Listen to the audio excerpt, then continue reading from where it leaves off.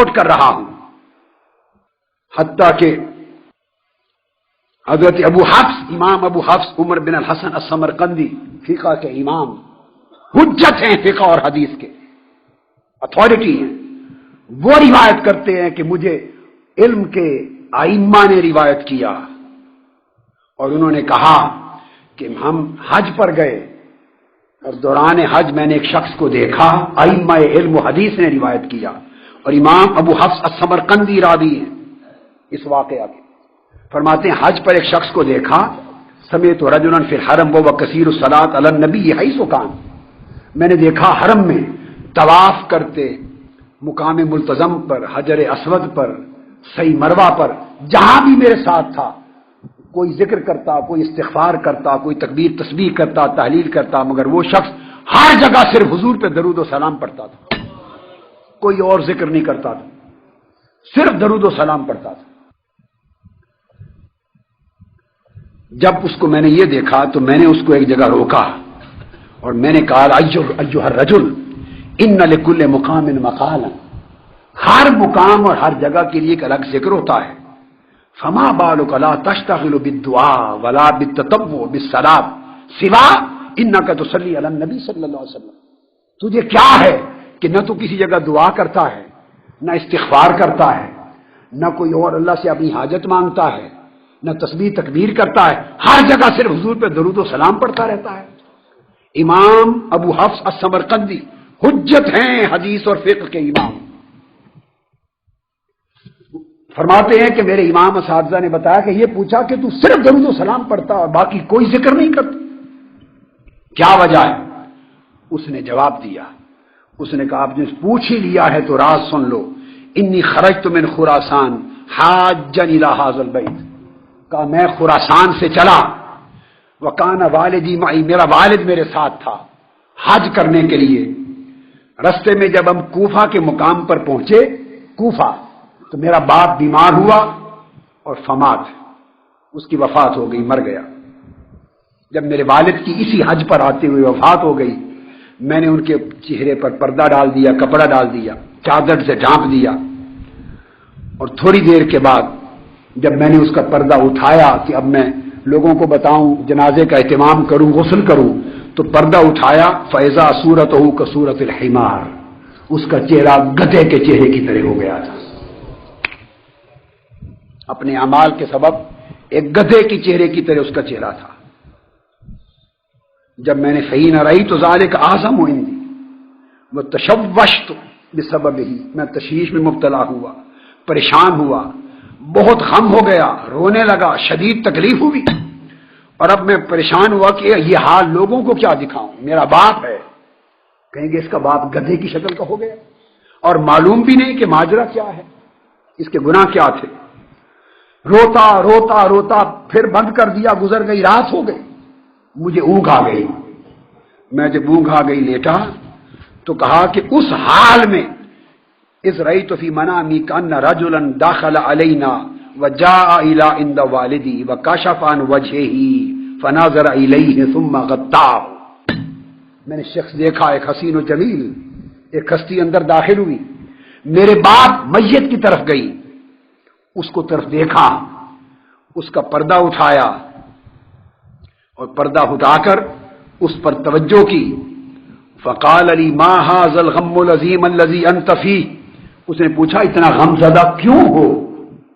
میں نے کہا اس سے بڑا غم کیا ہو کہ میرے باپ کی شکل گدھے کی طرح ہو گئی۔ وہ چلنے لگے، کہا دیکھو جا کے اب باپ کو، دوبارہ پردہ اٹھایا، قال ثم کشفت الغطاء عن وجهی فاذا هو كالقمر الطالع،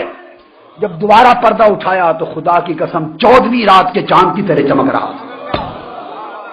اس کی شکل درست ہو گئی تھی، شکل اچھی ہو گئی تھی۔ میں دوڑا اس حسین و جمیل، اس احسان کرنے والے محسن کی طرف، اس سراپا حسن کی طرف دوڑا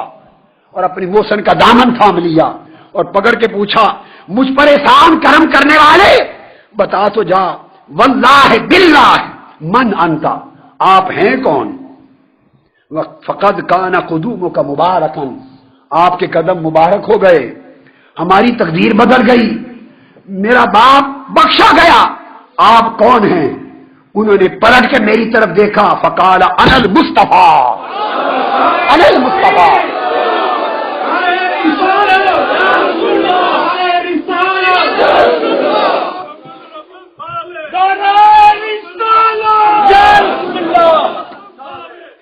اونچا کہیں وَهُوَ الْمُصْطَفَىٰ،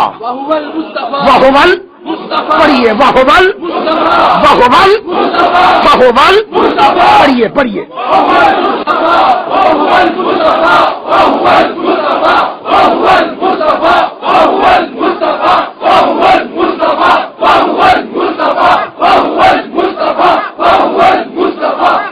یا سیدی یا رسول اللہ، یا سیدی یا رسول اللہ،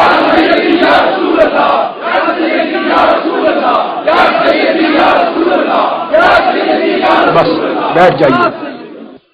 فرمایا انا المصطفیٰ، میں مصطفیٰ ہوں۔ فلما قال ذلك فرحت فرحا عظیما، خوشی سے میرا چہرہ چمک اٹھا۔ فاخذت بطرف ردائه، میں آپ سے لپٹ گیا اور آپ کی چادر تھام لی، پکڑ لی، اور پکڑ کے میں نے عرض کیا ولفظتہ، میں لپٹ گیا آپ سے، چادر تھام کر میں نے پوچھا بحق اللہ یا سیدی یا رسول اللہ الا اخبرتنی بالقصہ، یا رسول اللہ، یا سیدی یا رسول اللہ، خدا کے لیے مجھے ماجرا تو بتا دیں کہ ہوا کیا تھا، یہ کیا ماجرا ہوا؟ تو آقا علیہ السلام نے فرمایا تیرے باپ میں کوئی بڑا گناہ تھا، تیرے باپ میں کوئی بڑا گناہ تھا، اس بڑے گناہ نے مرنے کے بعد اس کی شکل گدھے کی سی کر دی، لیکن اس گناہ کے ساتھ اس کی ایک عادت اور تھی، اور وہ عادت یہ تھی کہ ساری عمر تیرا باپ کبھی بستر پہ نہیں سویا جب تک سونے سے پہلے 100 مرتبہ مجھ پہ درود و سلام نہ پڑھ لے۔ پوری زندگی ہر رات سونے سے پہلے مجھ پہ 100 مرتبہ درود و سلام پڑھتا تھا، اور وہ جب اس کی موت ہو گئی اور اس کا چہرہ اس برے عمل کی وجہ سے، گناہ کی وجہ سے گدھے کی طرح ہو گیا، تو وہ فرشتے جو درود و سلام پڑھنے والوں کے دفتر تیار کرتے ہیں اور اعمال درود و سلام کے لکھتے ہیں، وہ فرشتہ دوڑا ہوا میرے پاس آیا اور عرض کیا یا رسول اللہ، ایک گناہگار تھا، بے شک گناہگار تھا، مگر اس کے گناہ نے اس کا حال تباہ کر دیا، دوزخ میں جائے گا، گدھے کی شکل ہو گئی، مگر ساری عمر ایک رات بھی اس نے آپ کے اوپر 100 بار درود پڑے بغیر نیند نہیں کی۔ فرمایا جب اس نے مجھے یہ حال بتایا تو فواللہ فسألت اللہ فشفعنی بہ، اسی وقت میں نے عرض کیا مولا مجھ پر 100 بار زندگی میں ہر رات درود پڑے اور بخشا نہ جائے؟ اللہ نے کہا محبوب تیری خاطر بخش دیا۔ اسی وقت میں آیا اور تیرے غم کو دور کرنے کے لیے میں نے توجہ کی اور تجھے دکھا دیا کہ اب اس کو چھپائے نہ رکھ، لوگوں کو بلا جنازہ پڑھا۔ اس نے کہا جب یہ بات ہوئی تو اس کے بعد بولیے میں اور کون سا وظیفہ پڑھوں سوائے حضور کے درود و سلام کے، اس سے بڑا کیا وظیفہ کائنات میں ہے؟